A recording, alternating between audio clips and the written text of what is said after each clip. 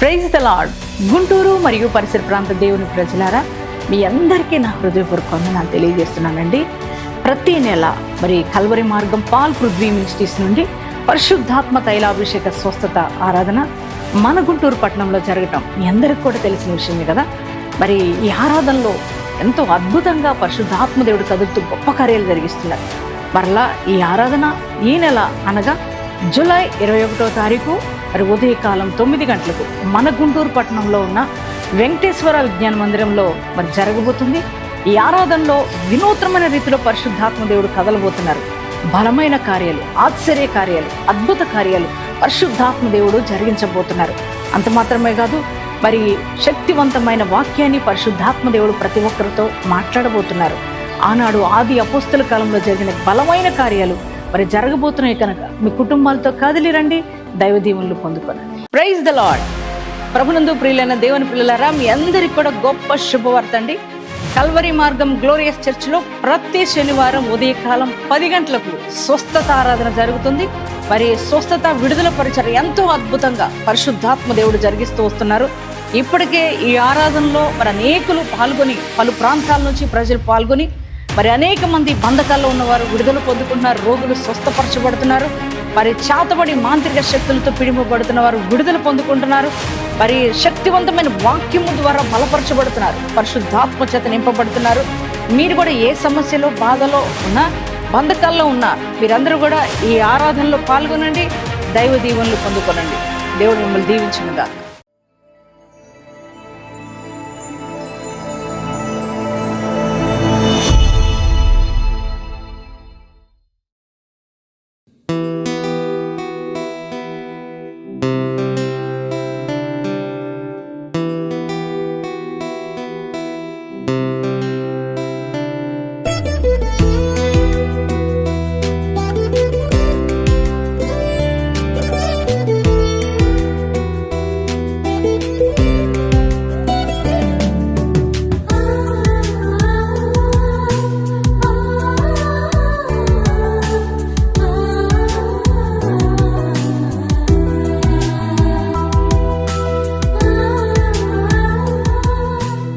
Praise the lord.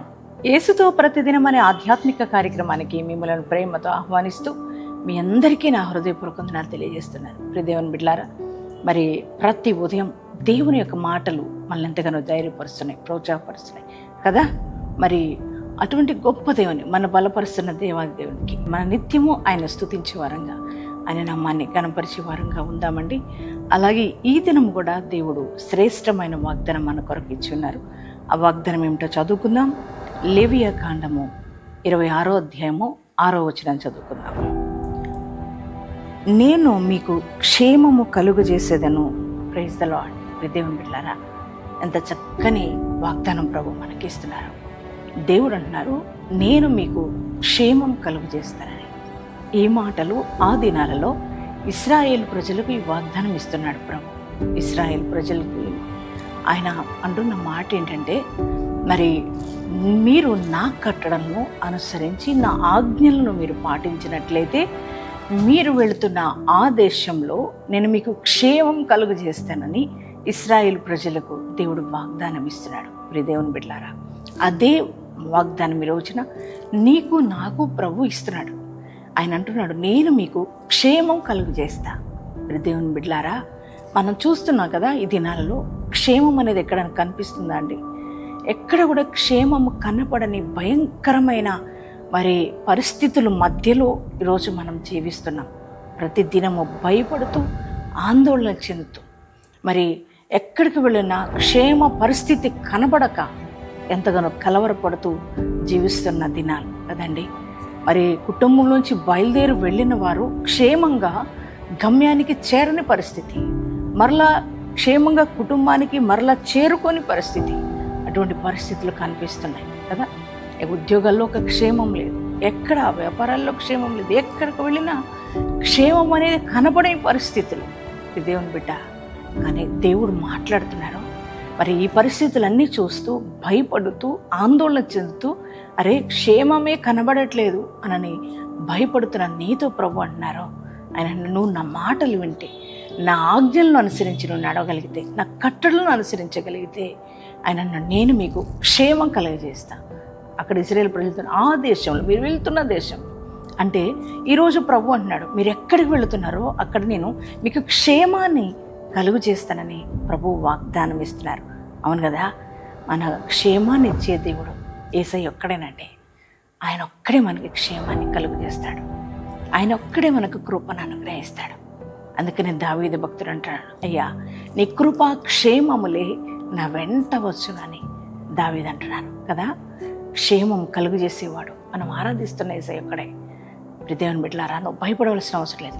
నువ్వు ప్రయాణిస్తున్న ప్రయాణాల్లో మరి ఏం జరుగుద్దో ఏమిటో అని, ఒకవేళ నువ్వు వెళ్తున్న ప్రదేశంలో నీకు క్షేమం ఉంటుందో లేదోనని, ఒకవేళ మీరు ఇతర దేశం నుండి వాగ్దానం మరి వింటుండొచ్చు, మీరు ఉంటున్న ప్రాంతంలో దేశంలో మాకు ఎలా ఉంటుందో ఏంటో, ఈ పరిస్థితులు భయానకంగా ఉన్నాయి, మాకు క్షేమం అనేది ఉంటుందో లేదని భయపడుతున్నారేమో. దేవునితో మాట్లాడుతున్నారు, నాన్న నేను నీకు క్షేమం కలుగు చేస్తా, నీకేం భయం లేదు. మీరు అనుకున్నారు కదా, మా పిల్లలు ఇతర దేశంలో ఉన్నారండి, మా బిడ్డలు మా భర్త వేరే దేశంలో ఉన్నారండి, అక్కడ పరిస్థితులు భయానకంగా ఉన్నాయి, అక్కడ మరి క్షేమం ఉంటుందో లేదో అర్థం కావట్లా, పరిస్థితులు ఎంత భయంకరంగా ఉన్నాయి అని ఆందోళన చెందుతున్నా మీతో ప్రభు అన్నాడు, నేను మీకు క్షేమం కలుగజేస్తానని. అవును కదా, మనకి క్షేమాన్ని ఇచ్చేవాడు యేసయ్య ఒక్కడే. ఆయన ఒక్కడే మనకి క్షేమాన్ని కలుగజేస్తారంటాడు. మనం భయపడవలసిన అవసరం లేదు, దిగులు చెందవలసిన అవసరం లేదు, కలత చెందవలసిన అవసరం లేదు. యేసయ్యను బట్టి ధైర్యం తెచ్చుకుందామా? ఆయన నీకు క్షేమాన్ని ఇస్తాడని నమ్ముతున్నావా? అయితే ఈ వాగ్దానాన్ని నీ హృదయంలోకి రిసీవ్ చేసుకో. అవునయ్యా, నాకు క్షేమాన్ని కలుగజేసేవాడు నీవే, నేను నమ్ముతున్నాను, ఈ వాగ్దానం నాకు ఇచ్చినందుకు వందనాలు యేసయ్యని. యేసయ్యకి వందనాలు చెప్పండి, థ్యాంక్స్ చెప్పండి. మరి ఈ వాగ్దానాన్ని మరి రిసీవ్ చేసుకొని ఎత్తిపట్టి ప్రార్థన చేసుకోండి. దేవుడు ఖచ్చితంగా ఈ వాగ్దానాన్ని మనందరి జీవితంలో నెరవేర్చును గాక. ప్రార్థన చేసుకుందామా అండి. Thank you father. పరిశుద్ధుడా, వందనాలయ్యా, ఈ దినం మీరు ఇచ్చిన శ్రేష్టమైన వాగ్దానం కొరకే వందనాలు. ఈ వాగ్దానం ప్రభా ఎంతమంది బిడ్డలు రిసీవ్ చేసుకున్నారు, ఆ వాగ్దానాన్ని ప్రభా వారి జీవితంలో నెరవేర్చండి అయ్యా. నిజమే, ఈ దినాలలో క్షేమమై కనపడని పరిస్థితులు కనపడుతున్నాయ్యా. కుటుంబం నుంచి బయలుదేరి వెళ్ళిన వారు క్షేమంగా కుటుంబానికి చేరని పరిస్థితులు కనపడుతున్నాయి.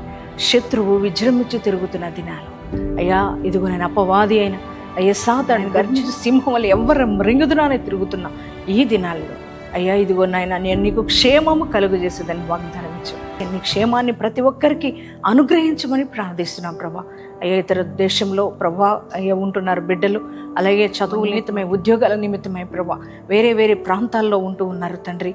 వారందరికీ నీ క్షేమాన్ని దయచేయండి. వ్యాపారాల్లో, అలాగే నేను వ్యవసాయ పనుల్లో, చేతి పనుల్లో అన్నిట్లో కూడా నీ క్షేమాన్ని అనుగ్రహించమని ప్రార్థిస్తున్నాం ప్రభా. యేసయ్యా, నీకే స్తోత్రాలు చెల్లిస్తున్నాం ప్రభా. ఈరోజు నాయన ప్రభా వాగ్దానం వింటున్న ప్రతి కుటుంబానికి అయ్యా నీ క్షేమం అనుగ్రహించమని ప్రార్థిస్తున్నాం. ఈరోజు మ్యారేజ్ డేస్, బర్త్డేస్ చేసుకున్న ప్రతి వారి జీవితంలో నీ నిండైన కృప వారికి అనుగ్రహించబడునుగా. నీ దీవెన ఆశీర్వాదాలతో ప్రతి ఒక్కరిని నింపుతూ రమ్మని యేసు నామంలో ప్రార్థిస్తున్నాం తండ్రి. ఆమెన్.